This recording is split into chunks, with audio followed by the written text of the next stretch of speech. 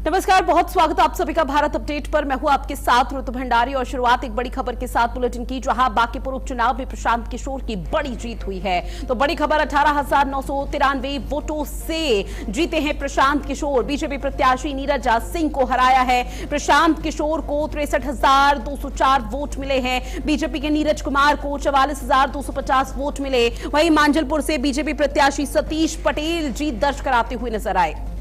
आपको बता दें कि 30,630 वोट से सतीश पटेल जीते हैं। दतिया से कांग्रेस प्रत्याशी घनश्याम सिंह की जीत हुई है। तो ये बड़ी खबर आपकी टीवी स्क्रीन पर, जहां अलग अलग जगह पर उपचुनाव का रिजल्ट आया है और रिजल्ट में बम्पर जीत, कहीं पर बीजेपी की तो कहीं पर प्रशांत किशोर की। सबसे ज्यादा निगाहें सभी की टिकी हुई थी बिहार पर कि बिहार की बांकीपुर सीट पर क्या कुछ नतीजे सामने आते हैं, क्योंकि आपको बता दें कि ये गढ़ नितिन नवीन का माना जाता है, जो इस वक्त बीजेपी के राष्ट्रीय अध्यक्ष के तौर पर भूमिका निभा रहे हैं। जब वो बीजेपी के राष्ट्रीय अध्यक्ष बने तो उन्हें यहां से विधायक के तौर पर पिछले 3 साल से विधायक यहां पर बार बार वो बन रहे थे, 3 बार के चुनाव में, जिसके बाद उनको ये पद छोड़ना पड़ा और बीजेपी का नेतृत्व करना पड़ रहा है, जिसके चलते यहां पर जीत हुई। और ऐसे में उम्मीद यही जताई जा रही थी कि शायद किसी तरह की असमंजस की स्थिति देखने को मिल सकती है, क्योंकि प्रशांत किशोर और आरजेडी कड़ी और कांटे की टक्कर यहां पर दी जा रही थी। लेकिन इस बीच एक बड़ी अपडेट ये सामने आई है कि प्रशांत किशोर, जो कि राजनीति के यहां पर चाणक्य बिहार की सियासत के लिए माने जाते हैं, और अब उनकी जीत हुई है। प्रशांत किशोर की जीत को लेकर एक तरफा माना जा रहा है। इसके साथ ही गुजरात की सीट पर अगर जिक्र किया जाए तो बीजेपी एक बार फिर से काबिज हुई है। बीजेपी ने अपना कब्जा जमाया और ऐसे में इस बार के चुनावों को जो रिजल्ट आया है उपचुनाव का, उसको सीधे तौर पर न सिर्फ अलग अलग राज्यों के 2027 बल्कि 2029 के लिए जोड़ा जा रहा है। तो अलग अलग जगह पर किस तरह से जीत को लेकर कार्यकर्ताओं में जोश भरने का काम किया गया था, उत्साह देखने को मिल रहा है। बीजेपी के प्रत्याशी नीरज सिंह को हराया है और अब ऐसे में मांचलपुर से बीजेपी के प्रत्याशी सतीश पटेल जीत दर्ज कराते हुए नजर आए हैं। तस्वीरें आपको अलग अलग जगह की दिखा रहे हैं, जहां कार्यकर्ता लगातार उत्साह यहां पर मना रहे हैं, सेलिब्रेट कर रहे हैं जमकर।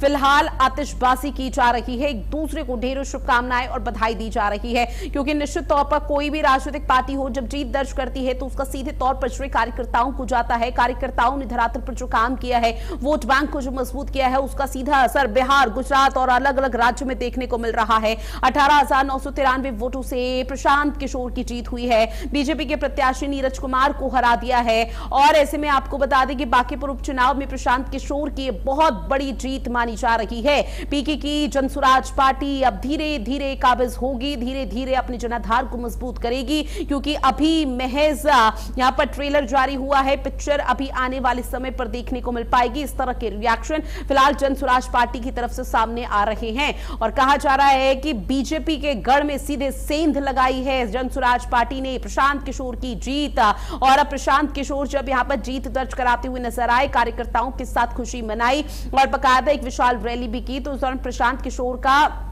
मीडिया के समक्ष रूबरू होते हुए एक स्टेटमेंट सामने आया। उन्होंने कहा कि सम्राट चौधरी का चेहरा यहां पर बदल देना चाहिए बीजेपी को, और अभी सम्राट चौधरी चूंकि यहां पर बिहार के मुख्यमंत्री के तौर पर भूमिका निभा रहे हैं, तो उनका सीधे तौर पर निशान और कटाक्ष कि सम्राट चौधरी के नेतृत्व में ही बीजेपी की बड़ी हार हुई है। 18,953 वोटों से प्रशांत किशोर की जीत हुई है। किस तरह से सेलिब्रेशन किया जा रहा है वो आपकी टीवी स्क्रीन पर लगातार तस्वीरें साझा कर रहे हैं। बांकीपुर उपचुनाव में प्रशांत किशोर की यह बड़ी जीत इसलिए मानी जा रही है क्योंकि फिलहाल सभी की नजरें टिकी हुई थी बांकीपुर विधानसभा सीट पर ही कि रिजल्ट में और क्या कुछ रिएक्शन सामने आते हैं। नितिन नवीन का यह गढ़ मारा जाता है। पिछले 3 चुनावों में लगातार नितिन नवीन यहां पर विधायक के तौर पर भूमिका निभाते रहे हैं और अब बीजेपी के राष्ट्रीय अध्यक्ष के पद पर वो विराजमान है, तो निश्चित तौर पर यह सीट उनको छोड़नी थी, जिसके बाद यहां पर तमाम दिग्गजों की तरफ से बाकायदा कैंपेन भी किया गया था, विशेष अभियान चलाया गया था ताकि इस सीट को बचाया जा सके। लेकिन बिहार में एक बार फिर से वही हुआ जिसकी उम्मीद बीजेपी ने नहीं की थी। तो बांकीपुर उपचुनाव में प्रशांत किशोर की बड़ी जीत की तस्वीरें, 18,953 वोटों से जीते हैं प्रशांत किशोर। जहां बीजेपी प्रत्याशी नीरज सिन्हा को हराया गया। प्रशांत किशोर को 63,204 वोट मिले हैं। साथ ही बीजेपी के नीरज कुमार को 44,250 वोट मिले हैं। मांझलपुर से बीजेपी प्रत्याशी सतीश पटेल ने जीत दर्ज कराई है। फिलहाल तस्वीरें सामने आ रही हैं। 30,630 वोट से सतीश पटेल जीते हैं। दतिया से कांग्रेस के प्रत्याशी घनश्याम सिंह की जीत दर्ज की गई है।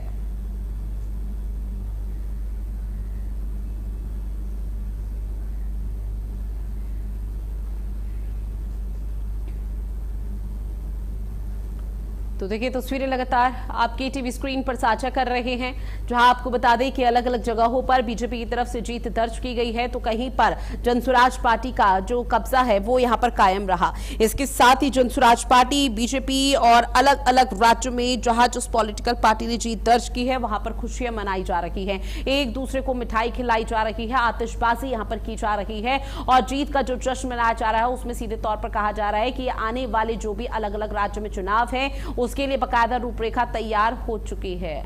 और स्नेह कमल मेरे सहयोगी हमारे साथ फोन लाइन पर जुड़े हुए हैं। स्नेह कमल, देखिए सभी की नजरें फिलहाल बिहार की बांकीपुर विधानसभा सीट पर टिकी हुई थी, जो कि नितिन नवीन का गढ़ यहां पर कहा जाता है, लेकिन वहां से जनसुराज पार्टी यानी कि प्रशांत किशोर की जीत हुई है। फिलहाल क्या समझा जाए आगे आने वाले चुनावों के लिए, क्या अभी से पूरी तरह से पिच तैयार? बिल्कुल है ऋतु, जिस तरह से बिहार, मध्य प्रदेश, गुजरात 3 राज्यों में विधानसभा के उपचुनाव के परिणाम है वो तीनों आ चुके हैं। हालांकि अगर बात करें 2 अन्य राज्यों की, मध्य प्रदेश की दतिया की, अगर गुजरात के मांझलपुर की, तो निगाहें सबसे ज्यादा चाहिए थी तो बिहार के बांकीपुर में से, क्योंकि बांकीपुर के जिस तरह आपने बात की, बांकीपुर से जो परंपरागत सीट है वो भारतीय जनता पार्टी का, वहां से उनके राष्ट्रीय अध्यक्ष 5 बार लगातार विधायक रहे हैं और इस बार जब राज्यसभा सांसद में तो ये सीट खाली हुई, चुनाव हुआ तो बिहार के बांकीपुर में जनसुराज पार्टी के संस्थापक प्रशांत किशोर 18,953 वोटों जीत गया। प्रशांत किशोर को 63,203 वोट मिले। वही भाजपा के प्रत्याशी नीरज कुमार सिन्हा उन्हें 44,250 वोट मिले हैं। भाजपा की बांकीपुर जो सीट है भाजपा की परंपरागत सीट है, जिस तरह मैंने बताया कि वो यहाँ से नितिन नवीन 5 बार लगातार विधायक रहे। वही अगर मध्य प्रदेश की दतिया की अगर बात करें, दतिया में कांग्रेस के घनश्याम सिंह ने 6,016 वोटों जीत दर्ज की है। उन्होंने वहाँ पर जो है भारतीय जनता पार्टी का आशुतोष तिवारी, जिन्हें पूर्व गृहमंत्री नरोत्तम मिश्रा को टिकट काटकर उम्मीदवार बनाया गया, तो हार हासिल हुई है। और अगर उल्लेखनीय बात की बात करें, निश्चित तौर पर देखिए आप किस तरह से चीजें यहाँ पर क्लियर होती है और क्या कुछ तैयारी यानी कि आने वाले समय के लिए सेलिब्रेशन किया जाता है बीजेपी अलग अलग राजनीतिक पार्टियों के लिए, वो देखना बेहद महत्वपूर्ण है। बहरहाल जानकारी साझा किसने कम, उसके लिए बहुत शुक्रिया। इस बीच एक और बड़ी खबर, लोकसभा में सुप्रीम कोर्ट न्यायाधीश संख्या संशोधन विधेयक पारित। आपको बता दें कि केंद्रीय मंत्री अर्जुन राम मेघवाल ने पेश किया बिल। सुप्रीम कोर्ट में जज की संख्या बढ़ाने का रास्ता अब साफ हो चुका है। 1956 का अधिनियम में संशोधन, लंबित मामलों के निपटारे में अब तेजी आएगी। सरकार ने न्यायपालिका विस्तार पर जोर जताया और सुप्रीम कोर्ट में जज की संख्या बढ़ाने का जो रास्ता है वो पूरी तरह से साफ हो गया। 1956 का यह अधिनियम जिसमें संशोधन किया गया, उसके साथ ही आपको बता दें कि इस बिल को पारित कर दिया गया। लोकसभा में सुप्रीम कोर्ट न्यायाधीश संख्या संशोधन विधेयक पारित कर दिया गया है, जिसको लेकर लंबे समय से इंतजार किया जा रहा था। हालांकि सदन की जो कार्यवाही है वो हंगामे की भेंट चढ़ी, लेकिन ऐसे में तमाम ऐसे महत्वपूर्ण बिल जिसको यहां पर पारित कर दिया गया पूर्ण बहुमत के साथ। सुप्रीम कोर्ट में जज की संख्या बढ़ाने का रास्ता अब साफ हो चुका है। 1956 का अधिनियम में संशोधन, साथ ही आपको बता दें कि लंबित मामलों के निपटारे में अब तेजी आती हुई नजर आएगी। जो पेंडिंग केस हैं अब उनको बहुत तेजी के साथ निपटाया जाएगा। पीड़ित परिवार को, पीड़ित लोगों को बहुत जल्दी न्याय मिलेगा और इसका लंबी समय से इंतजार किया जा रहा था कि कब इस तरह का बिल यहां पर पेश किया जाएगा। अर्जुन राम मेघवाल केंद्रीय मंत्री, उन्होंने इस बिल को सदन के पटल पर रखा। पहले गहनता से चर्चा हुई, उसके बाद विपक्ष की तरफ से जोरदार हंगामा किया गया, लेकिन हंगामे के बीच उस बिल को पेश करने के बाद पारित कर दिया गया है पूर्ण बहुमत के साथ। तो देखिए एक तरफ सदन की जो कार्यवाही है वो निरंतर जारी है और अभी इस तरह के कई ऐसे महत्वपूर्ण प्रस्ताव और बिल हैं जहां पर सरकार की तरफ से पटल पर रखे जा रहे हैं और उसको पास किया जा रहा है, जिसमें एक महत्वपूर्ण ये भी बताया गया जिसको फिलहाल आज पास कर दिया गया। इसके साथ ही आपको बता दें कि अब जजों की संख्या को लेकर फिलहाल यहां पर आपको बताते चलें,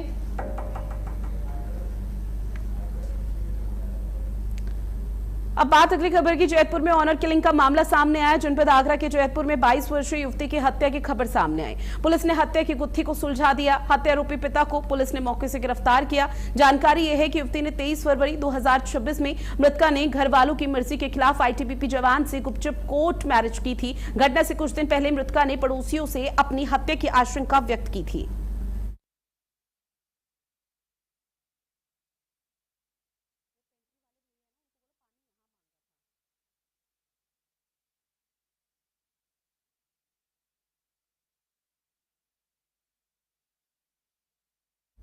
ये 22 साल की युवती की हत्या का ये पूरा मामला है, जहां पर कोर्ट मैरिज यहां पर की गई थी। युवती के पिता पर फिलहाल हत्या का आरोप ये लग रहा है। ऑनर किलिंग का ये मामला पूरा बताया जा रहा है। हालांकि पुलिस लगातार कार्रवाई इस पूरे मामले पर कर रही है, लेकिन देखना बेहद महत्वपूर्ण है कि किस तरह सब चीजों को आगे यहां पर फिलहाल सुलझाया जाता है, क्योंकि युवती के पिता पर ही हत्या का एक गंभीर आरोप लग रहा है। जहां पर फिलहाल ये कहा जा रहा है कि पुलिस की गिरफ्त में ये आरोपी पिता है और ये पिता नाराज चल रहा था अपनी बेटी की कोर्ट मैरिज यानी कि लव मैरिज से, जिसके बाद इस तरह के जघन्य अपराध को अंजाम दिया गया।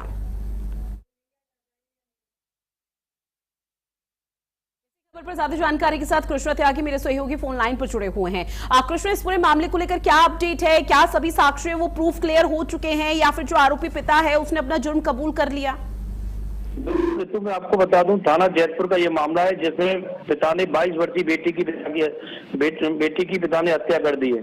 और बताया जा रहा है बेटी ने 23 फरवरी 2026 को लव मैरिज की थी। उसके बाद पिता काफी दिनों से परेशान था और उसने अपनी बेटी की 22 वर्षीय बेटी की गला दबाकर हत्या की। और इसमें पिता को पुलिस ने गिरफ्तार कर लिया है। हालांकि उसके भाई और माँ इस पूरे मामले में फरार हैं।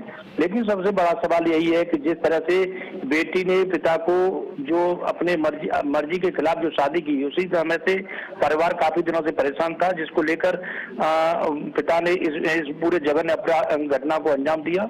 और हालांकि इस पूरे मामले में फैसले से लेकिन माता पिता को भी अधिकार नहीं है कि वो अपनी औलाद का इस तरह से गला घोंट दे और मौत के घाट उतार दे। बहरहाल आपने जानकारी साझा की, उसके लिए बहुत शुक्रिया। अब बात अगली खबर की, जहां रांची में जेपीएससी के खिलाफ छात्रों का प्रदर्शन लगातार जारी है। आपको बता दें कि छात्रों के आंदोलन का आज 10वां दिन है। अब झारखंड की राजधानी है रांची, जहां पर जयपाल सिंह स्टेडियम में लगातार